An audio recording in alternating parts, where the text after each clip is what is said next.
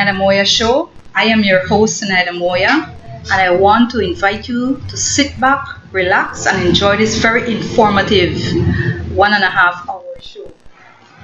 The objective of this show is to inform, educate, and empower. It is a show that is balanced. It touches and concerns different areas: business, culture, environment, laws, politics, and of course, the economy and society. As an economist and a former head of department and elected official, I feel it is very important that we are equipped with the right information to be able to make right decisions. The views of our guests will be the views of the guests and not necessarily those of myself or this network. Now tonight we have a very important topic. We will be discussing about a very strategic plan, a plan that can definitely help this country economically. As a little backdrop and the relevance and why I'm very happy about tonight's topic. In May to June 2004, during my tenure as a registrar of cooperatives and credit unions, I attended and completed a workshop in Taiwan. It was a workshop on microfinance experience in Taipei, Taiwan. One of the places that I visited, I did a site visit to it, was a place called Hsinchu Science Park. It was a park, of course, in Hsinchu, Taiwan. This is the result of it. It was an eye-opener for me. And why was it an eye-opener? Because in this very book, now this is from 2004, it showed very keenly how the Taiwanese people had changed their culture and had moved through technological innovation to become one of the leading economies of that region and of course the world. I was very keen on it because Belize shares many similarities with Taiwan. They share the same small size. Taiwan is 13,899 square miles. Of course, Belize is 8,867 square miles. It has a warm climate like Belize. It has rich agricultural, forestry, and marine resources like Belize. It also has a territorial claim over it. China, Belize has Guatemala. It's situated at the center of the Asia-Pacific region. Belize is situated in the center of the Central American and Caribbean region. It has the shortest flight time to major Asian cities. Belize has the shortest flight time, very short flight time to the major US cities. Taiwan is a key conduit to Northeast and Southeast Belize, Southeast Asia. Belize is a key conduit to North and Central America. Whether or not we utilize it to a great extent, that's another story. Unlike Belize though, Taiwan boasts the 13th largest port in the world.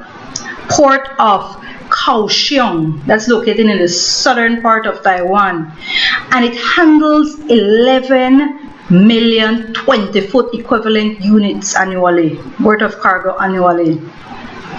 Anyway, equipped with these information, I returned to Belize. That was in 2004. As registrar, I returned to Belize, and I was intent on furthering my studies, doing a PhD, a doctorate in economics in either the UK, United Kingdom, or Canada. And I selected at the time as my research proposal topic, application of technological innovation. Is it the driving force behind economic development? Unfortunately for me, at that time, I was dealing with a particular issue. I was dealing with the Northern Fishermen Cooperative situation or mismanagement, if you may. And the then Prime Minister and new Minister of Agriculture, Fisheries and Cooperatives weren't too keen on me dealing with that issue. Needless to say, I wasn't surprised when, because I continued to try and address the Northern Fishermen situation, I went ahead and I heard and I got a call from the Ministry of Public Service saying, you know what, you're showing for one of these scholarships. However, due to your persistence, and they gave reasons. They said your grades, you know, you're a head of department, you're young, the topic that you're selecting, and you've been a very good head of department and so forth. But because I'm persistent with the matter, I won't be receiving my scholarship. Needless to say, a little while after, I continued and I ventured on with my unions, the National Trade Union Congress of Belize, and I helped to lead in the negotiations at the time against the government of Belize, and of course in the protest actions that ensued. I didn't become Dr. Zenaida Moya. I instead became the mayor of Belize City on March 1st, 2006.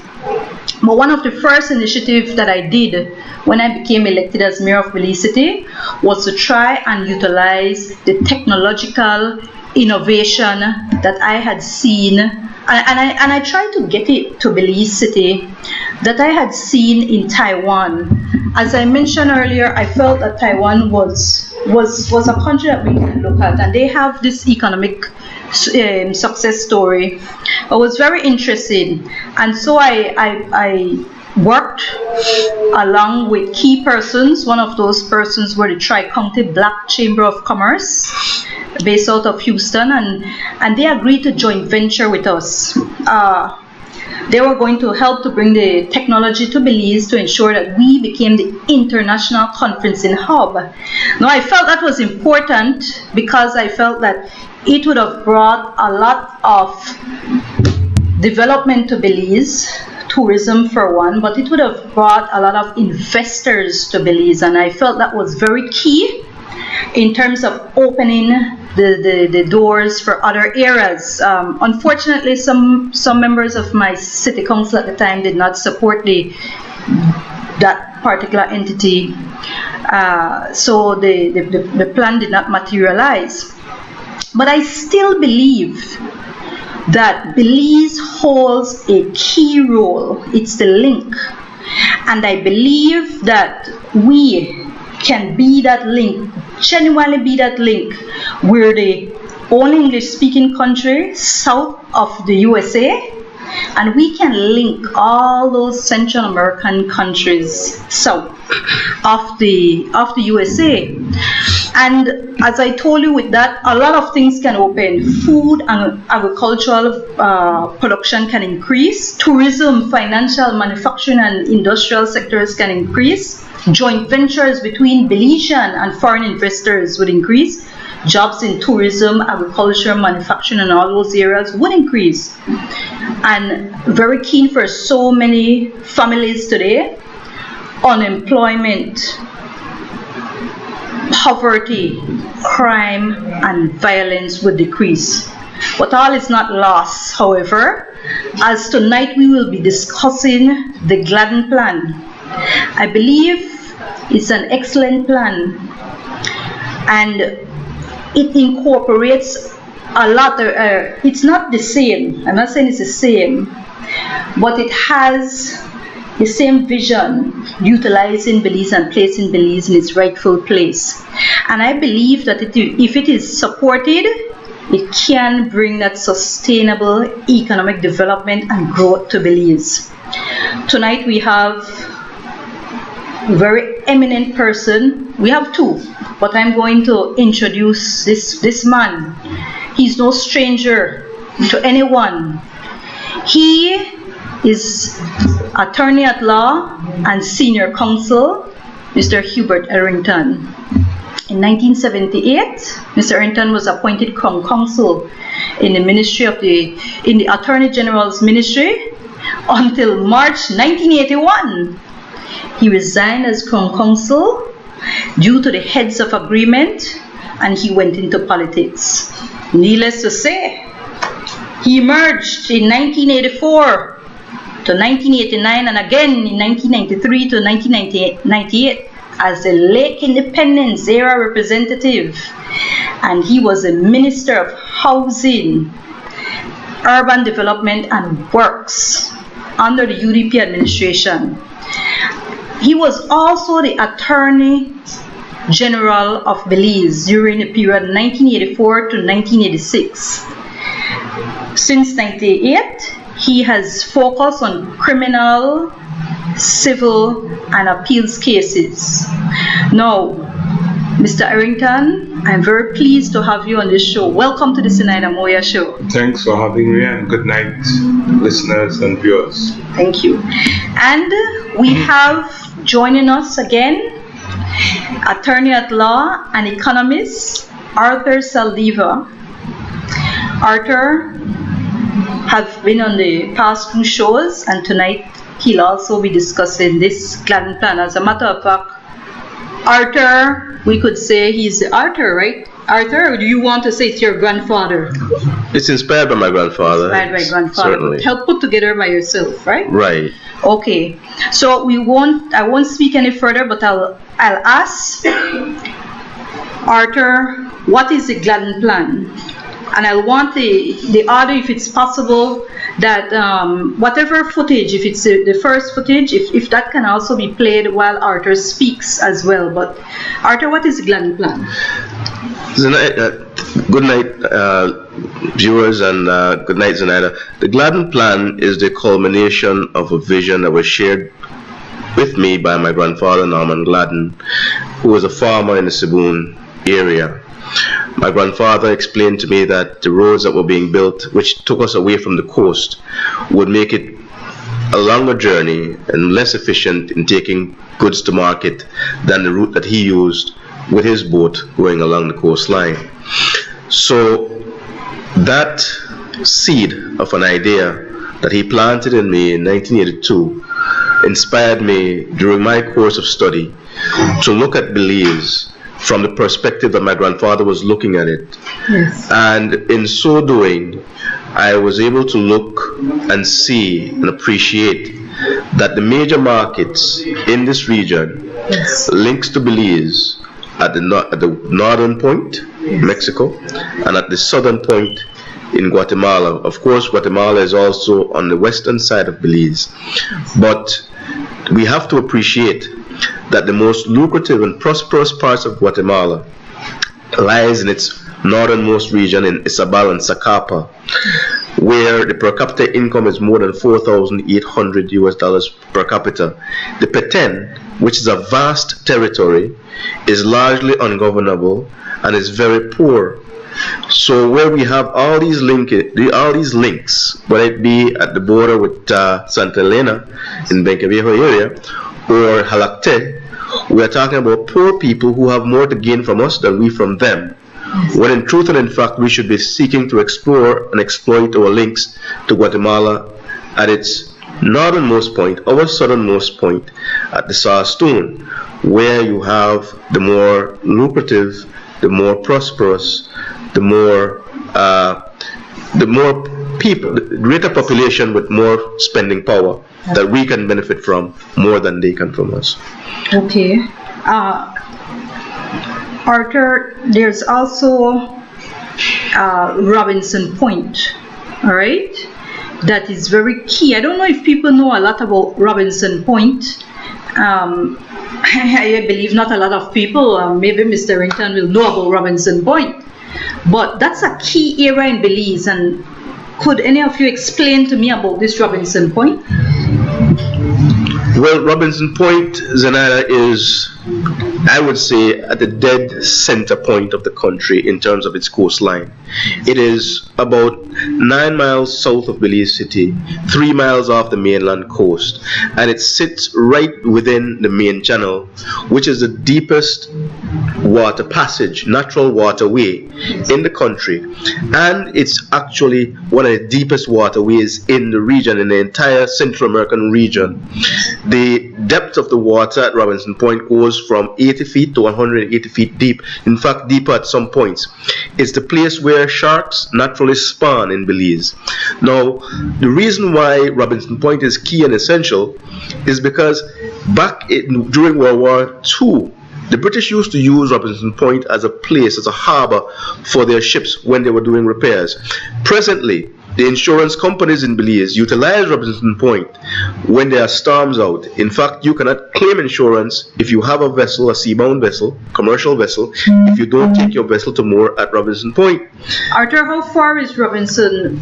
Because maybe some viewers have missed it. I know you're looking at the footage, but to give people an idea, how many minutes away by boat would you say Robinson Point is from Belize City? From Belize City, Robinson Point is less than 20 minutes away. Much less, more likely between 10 to 15 minutes. Depends on what kind of vessel you're in. If you're in a fast boat, and these skiffs, it would be less than 10 minutes. Okay, and I don't want to just be showing footage, but why and they can move off that footage. Why I want to show the people what we're talking about is because they need to understand that, this is technology, this is industrial. We're trying to move to another level, and some of us may feel that it may be something that's out far-fetched, but it's not far-fetched. And we're showing you how it can be done.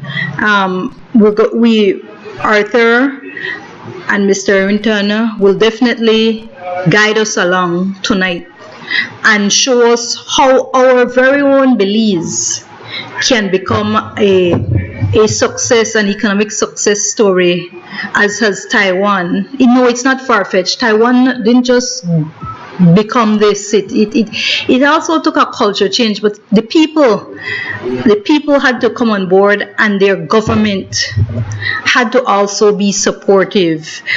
So we want to discuss certain areas, but Arthur, I know that there's many different things that are very important, and I read the plan, and in terms of logistics, so you have the logistics park, and they have a little footage, I think a short little 1-minute footage on that, and then they also speak about the industrial park. And I want you to tell us what exactly is this industrial park. And why I'm saying it is because earlier in the show I had mentioned about science parks that the Taiwanese have in their own country, and these parks have been utilized, and we're talking about billions and billions of dollars that passes through this. And so I want us to discuss now in Belize, what are we talking about as it regards to industrial parks? Are we talking about things like the Corozal Free Zone? Are we talking about science parks like these? What are we talking about? And I want to know how these industrial parks, and for the sake of some viewers who may not understand the difference, what exactly is industry? Tell us what we mean by industry, and in so doing, the industrial parks. In order for me to explain, allow me to lay a little bit of background on this. Yes. There is no country in the world that seeks its own development without addressing two major issues: ease of access to raw material, ease of distribution of finished products. If there is any country that seeks development that has not been able, through its infrastructure, to address those two key elements, they will not get far. This is one of the problems that we are having in Belize right now. Because of the way our transportation network is set up, there is difficulty for producers to access raw materials, and there is equal difficulty for producers to send out their finished products to the global market, which makes us uncompetitive. What the Gladden Plan seeks to do is to create greater efficiency in allowing for us to not only tap into the natural resources that we have here in Belize, but the resources that exist in the Central American and North American region as well, Mexico all the way through down to Nicaragua, Panama, and beyond. So in doing that, it's seeking to open up a transportation network. Transportation on land, transportation on sea, transportation by rail. Yes. So all these elements are being combined within the Gladden Plan. Once we have the inflow of raw materials in huge quantities, by virtue of the fact that Belize now will be opened up to be an irresistible port of call, then we have enough spillover for industrial parks to be created. And what are these industrial parks? These industrial parks are areas where the government will invest in infrastructure. Could they run the footage on the industrial park, please? Where the government and the private sector would come together to invest in the infrastructure for factories to be set up for multinational corporations within a particular legislative framework. Just the same as was done in Singapore, where you have first the training institutes coming in to train our people as what is to be done, what is to be expected, and how they are going to be a part, and then the factories come after. These things will not happen overnight, of course. It's something that's going to take some time, but it won't take 20, 30 years. We have a university in Belize. Yes. And we have students leaving Belize every year to go abroad and study. What will happen once the Gladden Plan is accepted and promoted is that you will now open the door for development-focused education. Not this wide open education system where people choose willy-nilly subjects to take without any vision as to where they're going to fit in the economy. We're going to have synergy within the system for people to be plugged into areas where they're needed. As they did in Singapore. Precisely. Yes. Yes. And we have with us Senior Counsel, but also former Minister of Works, Urban Development and Housing with us. So I want us to go to a quick break, but when we come back, I'm going to ask Senior Counsel, with all the different roads that have been built, why have we not seen roads built along the coastline? And I also want to ask why there hasn't been a Gladden Plan like development before. Stay tuned.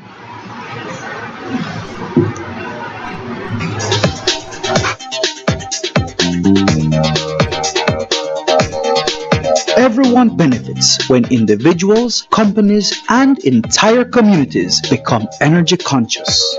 Energy conservation and efficient energy use, the way towards a happy, healthy Belizean society. Belize Electricity Limited. Our mission is to provide reliable electricity at the lowest sustainable cost, stimulate national development, and improve the quality of life in Belize.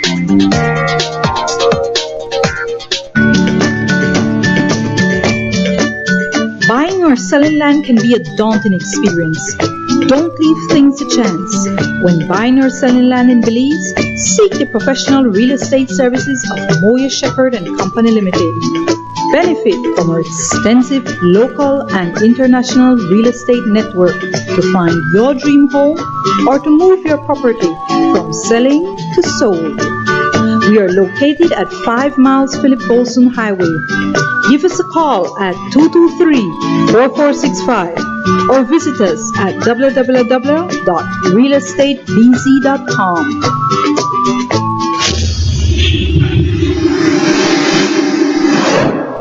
You are watching music videos, new movies, and live shows. Channel 9, only on the Belize Broadcasting Network.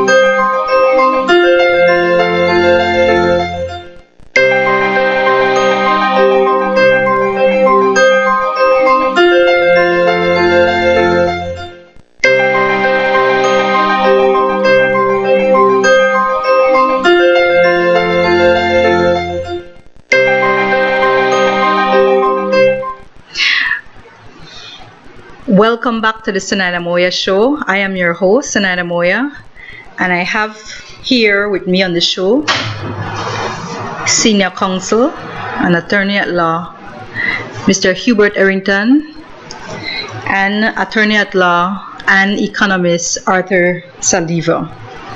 Mr. Elrington, before we went to break, I had asked, why has such a thing like this Gladden Plan not occurred before in Belize? And why have we not seen roads built along the coastline? You have been a Minister of Works before. Perhaps you can shed some light on why this has not happened and your views on this Gladden Plan that Arthur is suggesting, along with his grandfather, may he rest in peace, that we should ensure materialize. Okay, well, to deal with the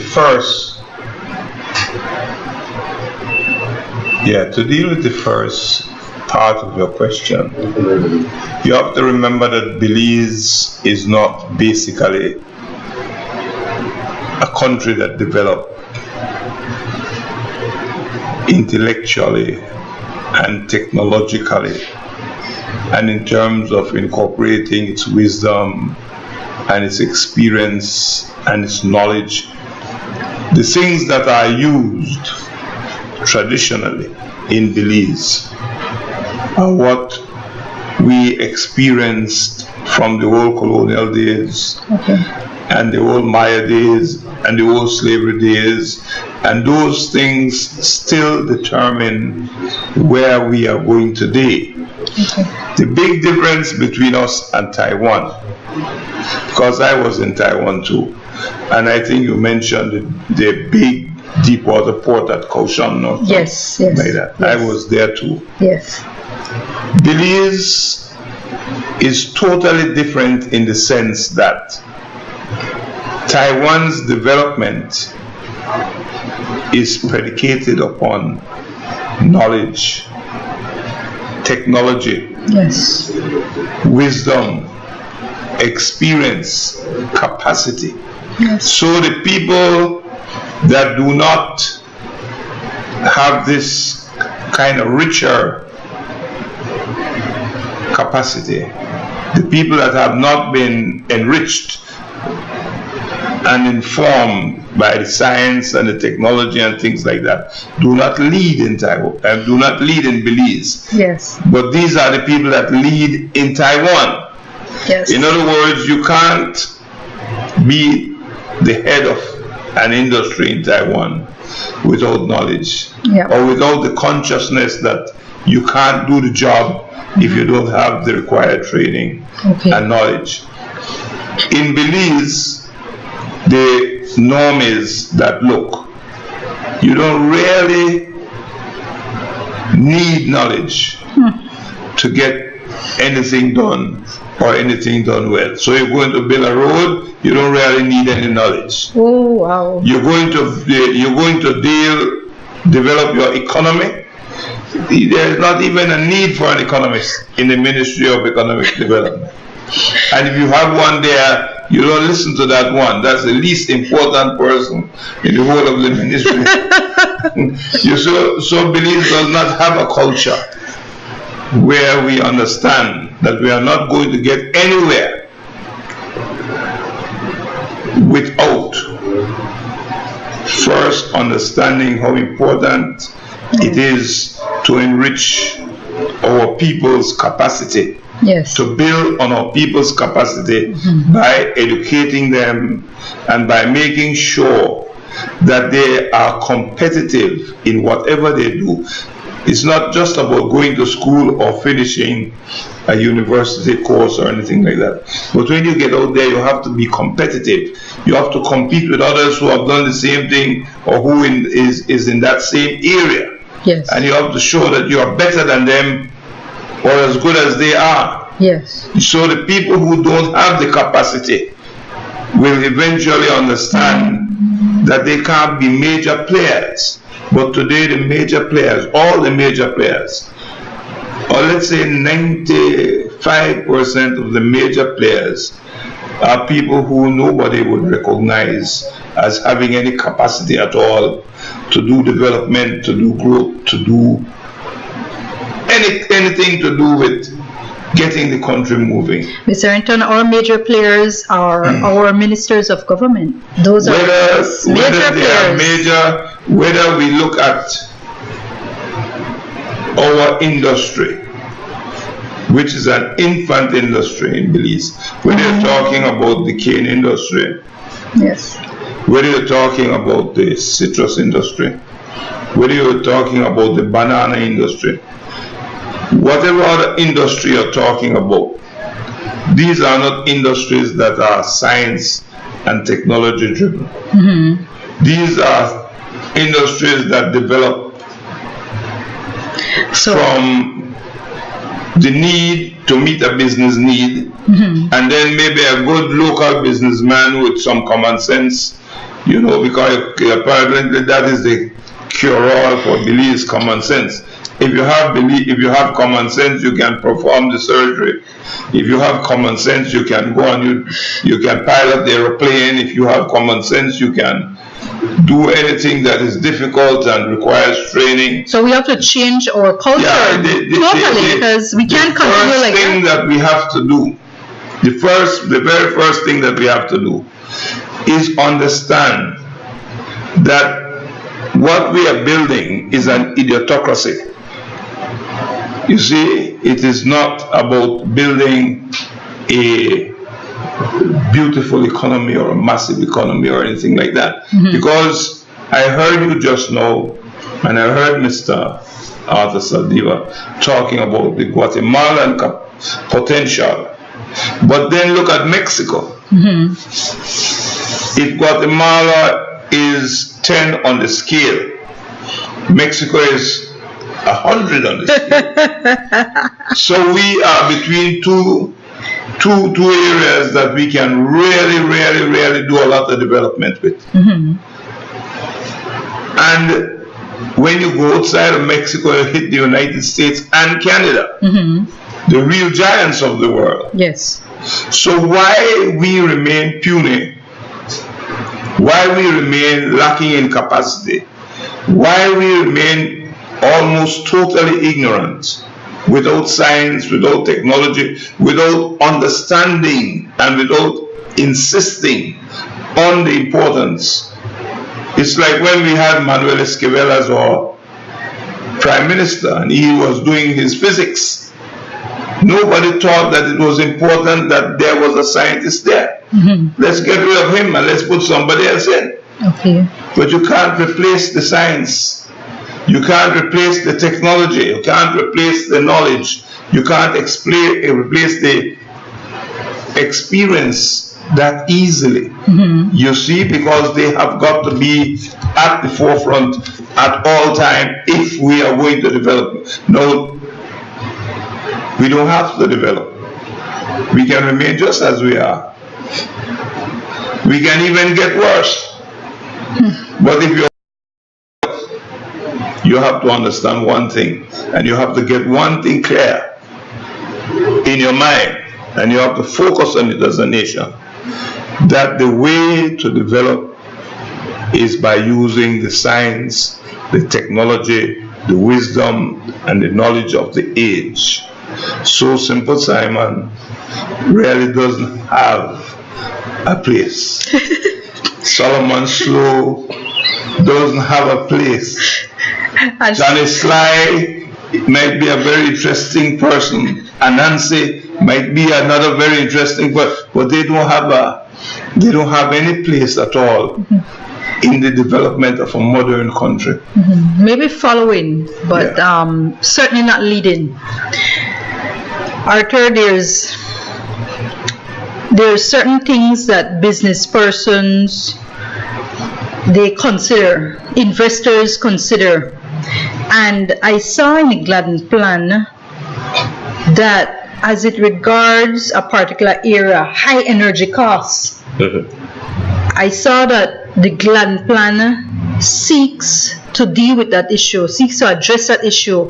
I like to see that wind farm footage Speak on that. How can investors get into our industry? 'Cause we can't just depend on our government to deal with issues. And yes, we do have a Chamber of Commerce, but we have to set certain infrastructure in place and show them alternatives. The plan is private sector driven, first and foremost. It's deficit neutral in that it's not going to require the government to come out of pocket with any funding to develop any of the things necessary to bring it into fruition. Yes. All it requires from the government is eminent domain and the exercise of eminent domain for the land space. What we seek to do with energy. Speak, inform. I know what is eminent domain, but please. Okay. Eminent domain is the principle of law that is within the grasp of any sovereign government to put against each other the interest of the public against the interest of the private individual, where the private individual holds within his possession something that can be used for the public good. The government can always, for the public good, utilize that asset of the private individual and make it available to the public. It has been abused in Belize to some degree, and we have to look at this. But where we are talking about this particular plan and the access to land for a public purpose, which is the building of roads, the building of parks, the building of schools, the building of hospitals, all of these things allow for the government to utilize what may be presently in private hands for public use under that principle of eminent domain.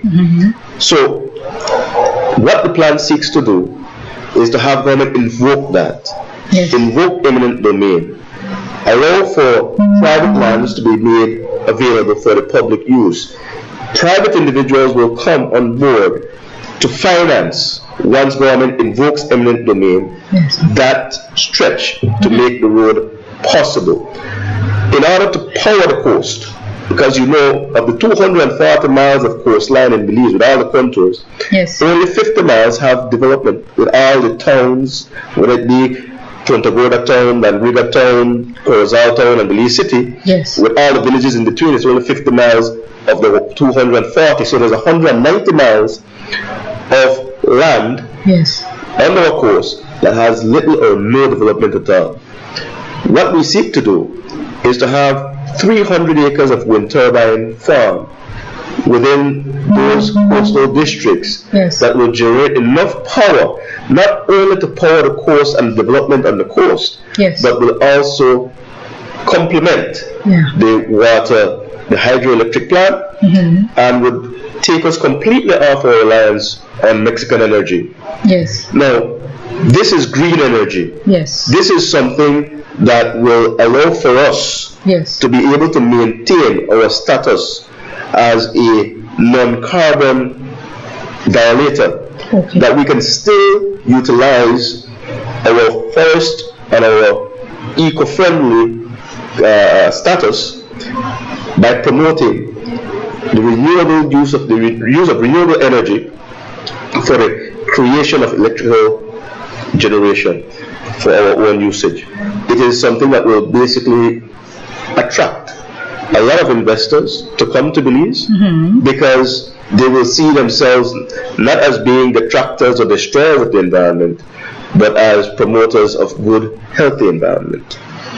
Okay, I want to take a short break because when I come back, I want that we discuss certain things that I feel is very important. We have been, first of all, I want to discuss how long you propose this 200-mile, 4-lane highway along the coast would take. I want to discuss the cost of it. What you're talking about, are you saying the industrial parks should be built as the road go along these particular districts? It's Corozal district, Belize district, Stan Creek, and Toledo.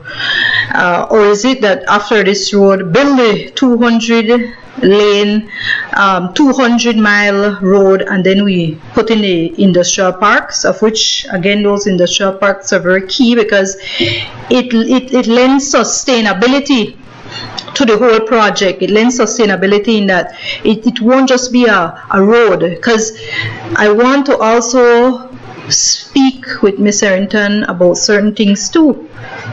We see the Boom Road being built, it has been built, but we don't see any houses or shops going up along that Boom Road. And then if this plan is so wonderful, Arthur, should our government of Belize want to come on board? Is it something that Guatemala and our government should look at as a possible solution, or something that can factor in to ensuring that we try to deal with this unfounded claim by Guatemala? Could it be a win-win situation that it will also help them in terms of the lowering of costs for their own exports up to North America or wherever? Stay tuned. Fast, comfortable, affordable, and powered by the trusted Cummins ISF 2.8-liter turbo diesel engine. We change the way the game is played. The new Photon tunneling truck and View CS2 van. Available at Universal Hardware. Photon, the game changer is here. Come and dine at our Belizean-owned restaurant for your hunger cravings. We offer a variety of fried and grilled finger foods and local dishes. We also do catering and host small socials and children's parties. Enjoy a relaxing and safe environment with your family and friends at affordable prices with excellent customer service.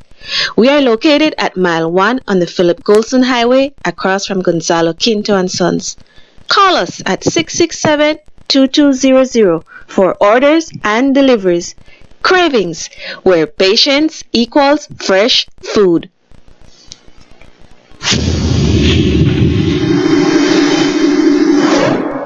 You are watching music videos, new movies, and live shows. Channel 9, only on the Belize Broadcasting Network.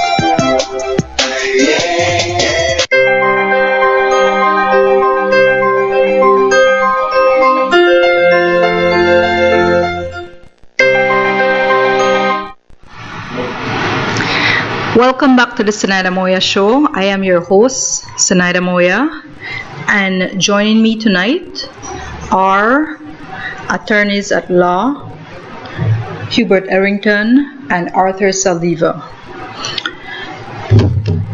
There's a project, Arthur, called the Mesoamerica Project. And it also deals with an international network of Mesoamerica highways. Now you're talking about a 200-mile 4-lane highway. Does this compete or complement with this Mesoamerica project? It would not compete with it. It would actually complement it. What it seeks to do, because the coastline of Belize is the shortest distance between Mexico and Guatemala. Mm-hmm. And when it comes to travel, time is money. Yes. Belize, by virtue of our stability or system of governance, we don't have the kind of crime that exists in parts of Mexico and parts of Guatemala. And in relation to what we're talking about right now, in particular, will be the area of Chiapas. Chiapas, that's right. Where most of the commercial traffic goes presently. Chiapas is mountainous. It is arduous terrain. It is overrun with bandits. Insurance costs to move your product through Chiapas is about 100 times more than anywhere else within Guatemala. However, it is the only way to get your products from Guatemala to Mexico and Mexico to Guatemala as it is presently constructed. Now, what the Gladden Plan proposes is to be able to facilitate that trade between Mexico and Guatemala, yes, via Belize. And it's not going to be a free move, because the 4-lane highway that connects Mexico and Guatemala along our coast would be a toll road, would not be a free thoroughfare. Okay. They would have to pay. Yes. What that does for us, it extends the productive life, the productive day, Yes. goes from 8 to 5 presently, Yes. we'll extend it to 24-hour production where money is being made around the clock. Yes. Because every toll booth is like a bank. You pass it, you got to make a deposit, and that deposit goes to the National Treasury. In part. What kind of money are we talking about in terms of the costs for this particular 200 mile in? Do you have an approximate figure? I mean, I'd want to know if you have an approximate figure as it regards just the road, and then also the additional costs for the industrial parks that you're talking about in the 4 districts, because this is something that I try to utilize and bring development to the different districts. So what are we talking about in terms of costs? In terms of costs, we're talking between $2.5 to $4 billion. That's what we're talking about. Yes. The road entails a series of bridges.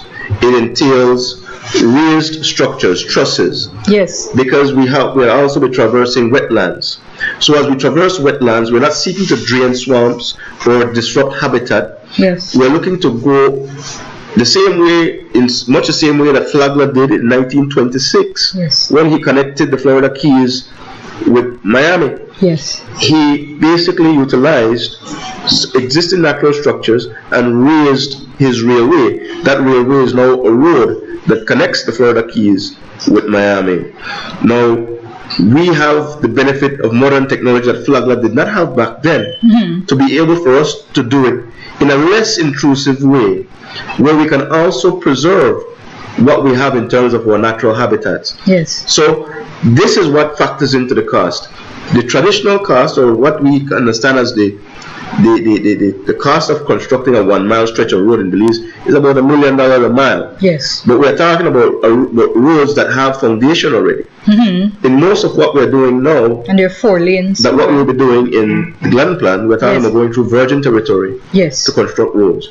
But where we meet and encounter wetlands, we're talking about an elevated road, not a road at ground level. Okay. All right. And then in terms of this road, I mean, Mr. Elrington, this is a plan that I see could definitely help Belize and Guatemala amongst the other countries. I mean, I see that it could definitely be beneficial to both. Do you think this could be a factor in terms of us trying to reach an amicable solution over the unfounded Guatemala claim? Well, I don't think that if we bring something to the table that is going to help the Guatemalans, yes, in a significant way, yes, they are going to view us with less favor because we do that. Yes. I think they will be more disposed to hearing from us, to working along with us, to talking to us, if we do something like that. But I would like us to focus on the energy section, because remember you were talking about the wind energy, yes, and the wind turbines. Correct. And the use of what we call acquisition. Yes. The government is going to use its power to acquire property. And it's put in a fancy phrase of eminent domain. But basically you're going to go and acquire people's property because it's going to be useful to do so for a public interest. Yes. No. That might be one way of doing it. Yes.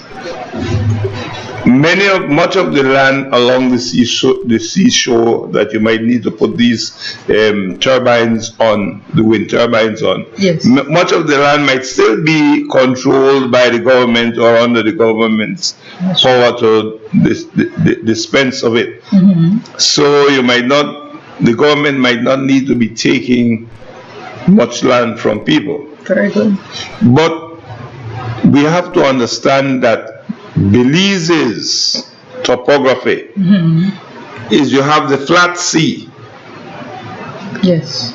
You have a very big ocean, the Atlantic Ocean, coming into a flat sea, the Caribbean Sea, Yes. coming into our very, very, very, very calm, almost coastal water, because our waters, the internal waters, are behind the Barrier Reef. Yes. So we have very special topography there. Now, between say from the coastline to mile 10 inside, Yes. it's still flat and swampy, Yes. especially in the north, the northern part of the country. Yes. But going down to the south, it begins to rise gently, so that when you travel between here and Rockville, it's only 23 miles, Yeah. and you find some of the big hills. Yes. We are already accessing, we are living in kind of swampy situations in Belize City, Yes. but 23 miles away, you see, you're already in the big hills. Correct. Yes. You see? Yes. No, there are about 130 waterfalls in Belize. And they have developed the technology in the United States, in Canada, and in other places where they use water turbines. They harness, wherever they find a waterfall, they go there with a water turbine and they harness that power. But in addition to that, we are flooded with light, photovoltaic, sun power. That's right. So the reason why we are a net importer of energy is because we are an asinine people. There's no other reason for it. When it comes to wind, when it comes to sunlight, Yes. when it comes to water, for generating current, Yes. Belize has it all. That's right. That's right. But the problem is how we think. You see, we believe that the idiot is a good person to have around. Whether we are in the cabinet, whether we are in the House of Representatives, whether we are in the law courts, get the idiot. He is the man that we are going to rely on. Let him lead. And we can't do it that way. We cannot thinkers, yeah. do it that way. Yes. Belize must understand. Yes. The time has come for Belize to understand it can't be done that way. You're not going to develop your energy. Now, if you take a young man from any of the villages or from any town, or a young woman, you meet that young man and young woman is only making $25 a day or something like that. But if you educate him, or if you give him a skill, That's right. he ceases to be a $25 a day worker. You turn him into a $50 or a $100 a day worker. But the only way you can do it is by giving him more education or more skill or more knowledge. That's how you do it. We don't want to do that. We want to have them around, running around like they are cowboys shooting each other. It's a crazy set of people. Yeah, we have to. And we have to say to our people, look, stop the craziness. Stop this asinine behavior. Stop being stupid. We have to go and take them individually, one by one, and give them more capacity. You have to give capacity to your people. One by one, you capacitate them, or incapacitate them, or you give them more ability and skill, one by one, so that the 1st of January they are only able to earn $25 a day. But by the end of December of that same year, because you have been working on them, you have been helping them, you have been giving them skills and abilities, they are now able to earn $100. And you know, Mr. Elrington, we have a day. We have certain very skilled people, but there has to be a culture change. We have, sometimes the government, I believe, they don't utilize the brains in this country, and in so doing, a lot of our intelligent minds, because sometimes of partisan reasons, they are just bypassed, and for expediency, sometimes other people really less qualified take on certain key positions that we need the brightest minds. You spoke about Taiwan and why they have been able to grow and have that economic success. We have bright minds. I'll tell you, I continuously look at people, and they're amazing. They're incredible Belizeans. A lot of them have felt the need to leave our country, unfortunately, because of opportunities. Now this plan is speaking about opportunities at all levels. So not only the professionals and the higher skilled, but the medium, the lower, those fresh out of school at all levels, whether it's high school or sixth form or university. This plan is something I feel that, Arthur, how long has this plan been around, and why hasn't it materialized? Have you brought this forth before? Why has this not materialized? I want to understand this. Well, I think it goes back to what Mr. Elrington mentioned in his first segment about the idiocracy that is being created. The plan has been put out there. In fact, the first time the plan was made public was on a show on Plus TV called Spotlight on Belize, with myself and my friend Mr. Elrington. Yes. And but privately it was made available to members of the People's United Party, and it was launched as something that the party should consider going forward, but that was never done. That being said, one of the main reasons why we are not getting anywhere is because it depends on who an idea comes from. It's either accepted or dismissed. So the idea is never taken at its own merit. It's dependent largely on where it's coming from, as opposed to whether it's feasible, not feasible or not. But I want to go back to something, Zenaida, quickly. Yes. Because I believe it is important, and it's important for our viewers to appreciate and understand. Where it relates to Belize and Guatemala, and what can happen in the future for us, we must remember the past. In 1859, when Guatemala and England were negotiating, there were no Panama Canal in existence then.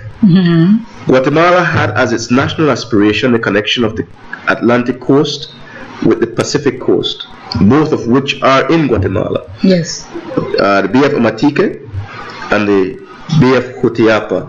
Okay. Amatique is on the Atlantic, Jutiapa is on the Pacific. But in 1859, the ships were very small. They're not as large as they are now. Yes. So presently, Guatemala is pursuing the construction of a dry canal. The same thing they wanted to do back in 1859, with the assistance of the Chinese and the Spanish, they are seeking to get it done now. It's going to cost them $9.6 billion to do, and they're well on the way to getting it done. However, there is still the impediment of not being able to accommodate the largest ships, which Belize, by virtue of our positioning and by virtue of the deep water we have in Robinson Point, can alleviate for them. So we can bring Guatemala and ourselves in a position to compete and surpass the Panama Canal. The Panama Canal can only allow for one ship to pass through in a 24-hour cycle, utilizing the locks system that they have. Even though it has been made wider, it has been made wider to accommodate larger ships carrying more containers, but it has not been made larger to accommodate more than one vessel going through at a time. The vessels line up and they go one after the other through a raised and lowering of the channels with water, and they pass through. That's how it goes. But the present technology that we have can offload 6 Panamax ships in a span of 18 hours. And Mr. Elrington will tell you that there is a Beijing-Shanghai railway, speed rail, that can move a train of 2 miles long over a 1,139 kilometer distance in less than 4 hours. In less than 4 hours. The distance between Robinson Point and Hotiapa is less than 1,139 kilometers. And then one of the things that needs to be looked at before we go to break, one of the things that needs to be looked at is the fact that the ships that would be passing along Robinson Point now, whereby they used to have to store so much fuel with Robinson Point. Now this, we're not talking about no oil exploration, okay? We're talking about a possible fueling depot, so that let's say there were half the fuel that they had to store. Now they can do away with that half, that 50% fuel, bring more cargo, and fuel up right at Belize. So it would be a situation whereby, of course, Belize can make further money, but it would help them in terms of utilizing Robinson Point, utilizing and ensuring they stop in Belize, which is a good thing. One of these days we're going to have to discuss also about that tourism plan that Mr. Finstein had, no? Because that's another thing that we need to discuss. But we're going to go to break now. But when we come back, I definitely want us to look at that situation. But I want to go ahead and also see why the government should try to support this initiative, how it will help our Belizeans, and also the region. How will it help us, the USA, Canada, Mexico, Central America, and what the average Belizean and investor can do to ensure this plan becomes a reality. I want to hear from Mr. Elrington as it regards to those areas. Stay tuned. This year's holiday season, we're doubling reasons to share a chair and have some fun. Let's double your chair with Western Union. Double the laughter, double the feeling, double excitement, double the season. Start sending to your loved ones. Let's double your chair with Western Union. 'Tis the season for sending and winning with Western Union. Send or receive any qualifying money transfer through December 31 and be automatically entered for a chance to win double your transaction amount, up to a weekly $250 prize. This is doubling your Christmas cheer. This is Western Union, moving money for better. Complete rules at participating agent locations. Buying or selling land can be a daunting experience. Don't leave things to chance. When buying or selling land in Belize, seek the professional real estate services of Moya Shepherd and Company Limited. Benefit from our extensive local and international real estate network to find your dream home or to move your property from selling to sold. We are located at 5 miles Philip Bolson Highway. Give us a call at 223-4465 or visit us at www.realestatebz.com.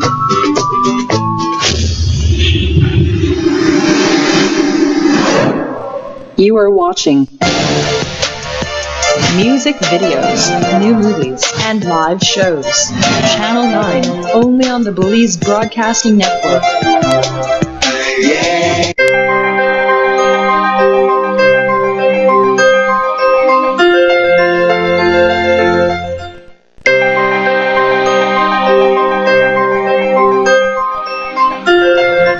Welcome back to the Zenaida Moya Show. I am your host, Zenaida Moya, and this is our final segment. But this discussion can't end tonight.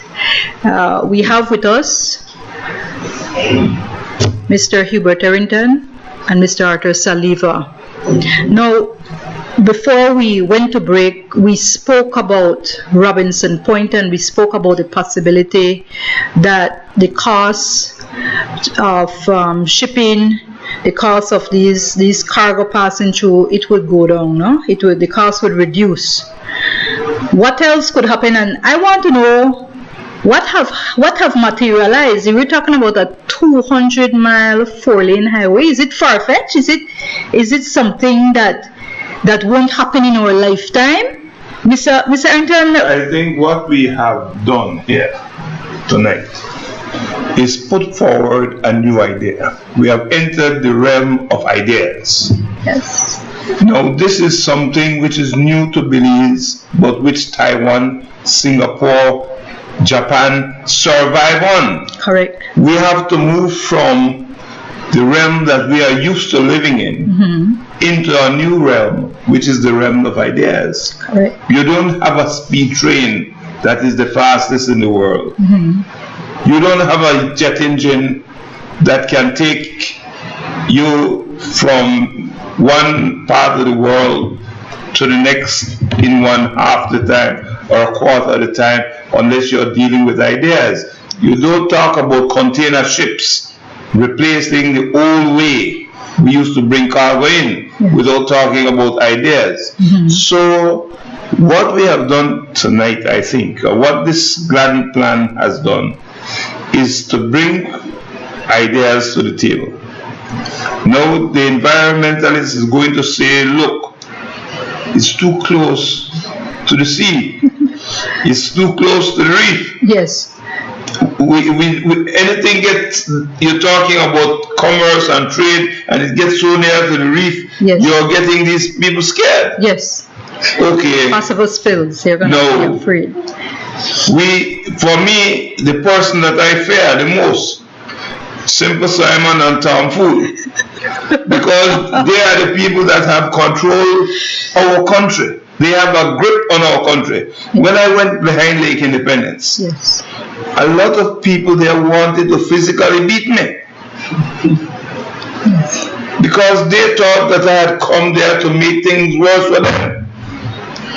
I didn't go there to make things worse for them. The other day, a man right from Lake Independence sold a piece of land along Mahogany Street for $140,000. When I went into the bush and came through, I left the coastal road behind me. Yes. When I went down to Monkey River, through the bush, and I came through, I left the Monkey River road behind me. We converted all those old bridges along the Belize River Valley into good modern bridges. You don't need any ferry again. But one of the things I had to do was to say to Simple Simon and Tom Pool, hold on, give me a little break. Too many stupid people exist who will tell you that you don't need knowledge, common sense is enough. Too many stupid people will tell you that you don't need technology. We have to face these realities. We have to look on these people and we have to say to them, enough. We have had enough of you. You have held the country back long enough. Where is Derek Yakeman? Where is Zenaida Moya? Where are people like Chester Garcia or Philip Golson? Where is Manuel Esquivel? Let's say the idiots have it. But it's not going to help us. Yeah, we can't continue. We cannot continue with this. This is crazy. This is not what we want to do. We need to have ideas on the table. The environmentalists might not agree that the Gladden Plan is a good thing. You have to bring them in and hear what they have got to say. That's right. I prefer rail travel. I don't like the automobile and the truck and things like that. I don't like them at all. I prefer the rail and the train, and I prefer that levitation and that jetting and that things like that that is in the In Shanghai, it's what, 240 something miles? Yeah, 400 and odd kilometers an hour. I like that kind of thing. The bullet train, you have one of them in England that runs from England to London to Scotland every day. They might be doing more than one trip a day. No, I don't know. I haven't been there for some time. Yes. But what I'm saying is, I might prefer turbine that are driven by water rather than turbine that is driven by wind. Another man might prefer the photovoltaic cells so that we only use light to make us rich in energy. Correct.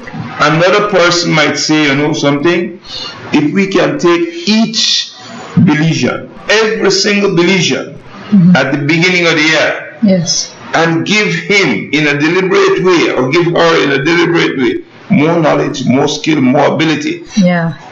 At the end of the year, we'll be able to stuff more money into his pocket. Give him more capacity. Give him more ideas. And get him out there, get her out there to be a better citizen of this world and a better human being. That is what we want. I always tell people, I always say, you know what? I wish everybody around me were smarter than me, faster than me, better than me. You know why? So the country, my life would be easier. That's right. My life would be really easier. You see, the country is really being held back by Simple Simon and Tom Fool. Those are the two people that has held this country back. And we have to say to them, look man, enough is enough. We are going down into an economic slide now. It's a steep slide. You don't need to go down into any economic slide. Let's bring the thing around a table. Let's put people around the table who have ideas, and let's get out of this mess. Every now and again you hear you're going to ask the bond holders to please forgive you. You go there crawling on your knees. They should give you a kick in your backside. We're taking a rich country and we're popularizing. We need to move away from this kind of posture. Here's the situation today. The coastline. The coastline boasts the most valuable land per surface area of any part of the country. Now hear this. When you talk about value, land in San Pedro, land in Placencia. In San Pedro, in the town, on the beach, land goes for 12 to 18,000. On the backside, where on the lagoon side, it's going from 8 to 10,000. This is. But look at Belize City. I'm trying to buy a piece of land in West Landiva or Caribbean shores for less than $100,000. But that's what I'm saying. Very difficult. When we're talking about land in the island and on the coast, we're not talking about square footage. We're talking about the length of the ruler. So we're talking about 12 to 18,000 per running foot. Now in Placencia has the most valuable land per running foot of anywhere. 20 to 25,000 US per running foot in Placencia. Now when you take that and you juxtapose it to the mile, there's 5,280 feet in a statute mile.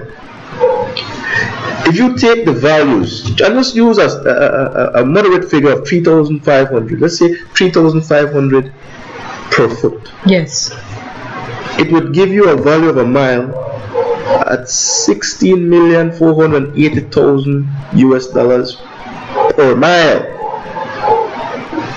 Put that now to the 240 mile coast, and it swamps the debt.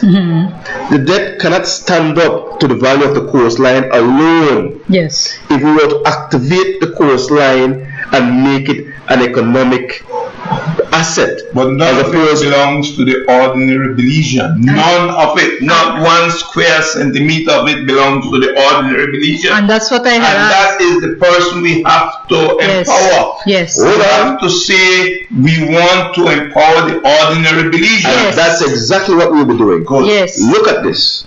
When you jump ship stern, you're coming down into Bomba Village, which would be affected and impacted. The value of Bomba Village and the land in Bomba would go up. It's already won by the The whole of the area is gone.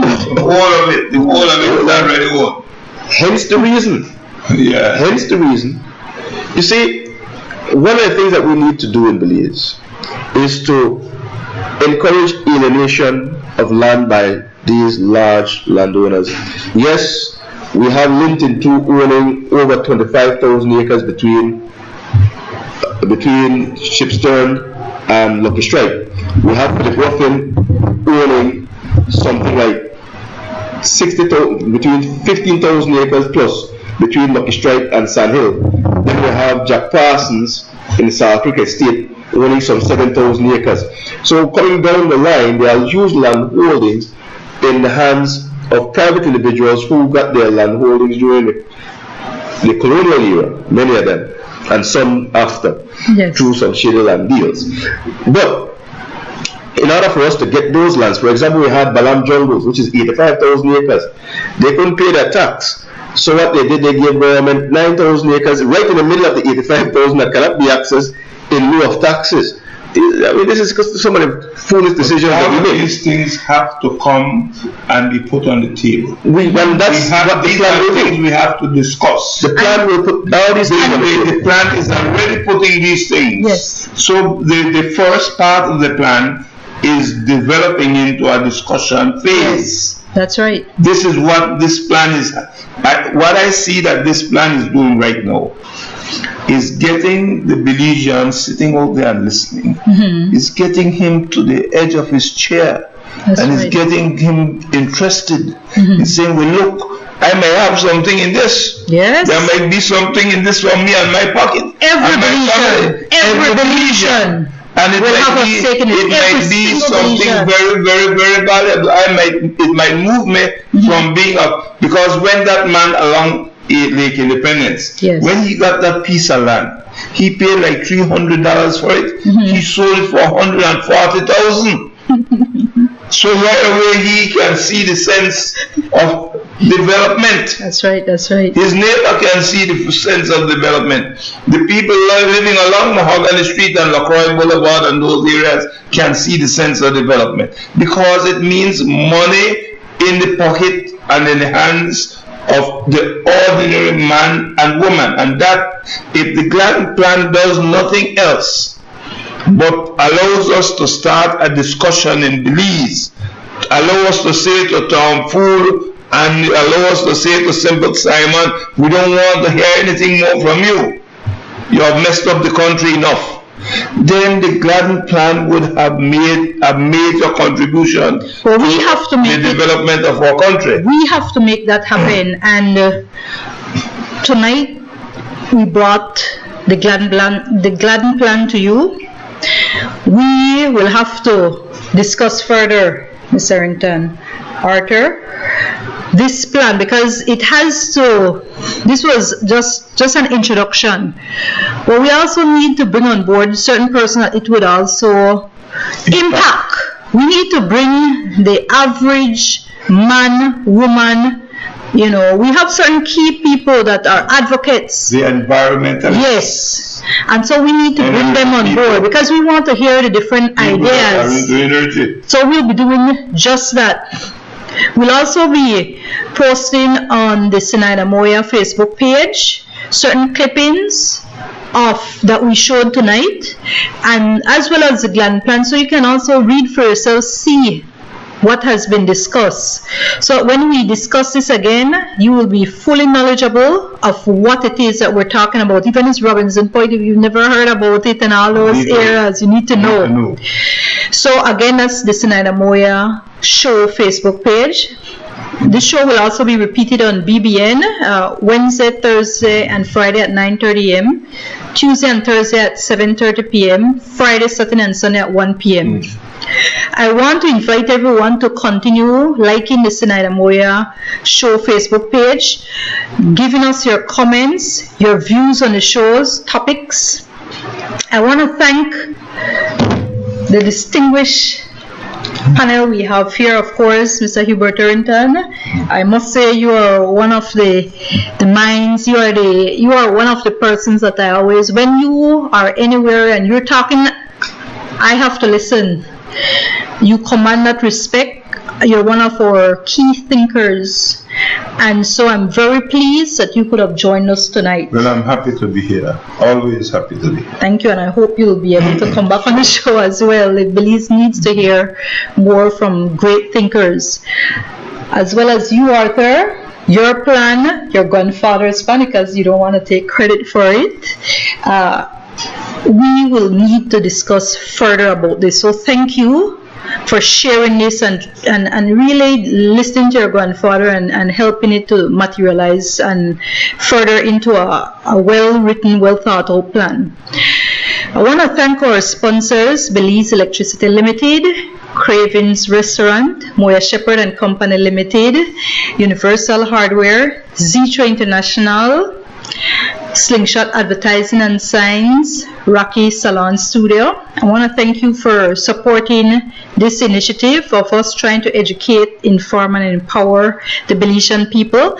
I want to thank you, the viewers. Thank you for all your support, whether it's in the Facebook page or whether it's submitting questions, just telling us that you enjoy watching the show. I want to thank our show's production team. I want to thank, of course, my little son Kelvin, and my daughter Natalia, and the rest of my family and friends. Thank you for inspiring me, along with the Belizean people, to do this show. Join me next week, Monday, December 19th, for another edition of the Zenaida Moya Show. With that said, have a safe, blessed week. God bless you all.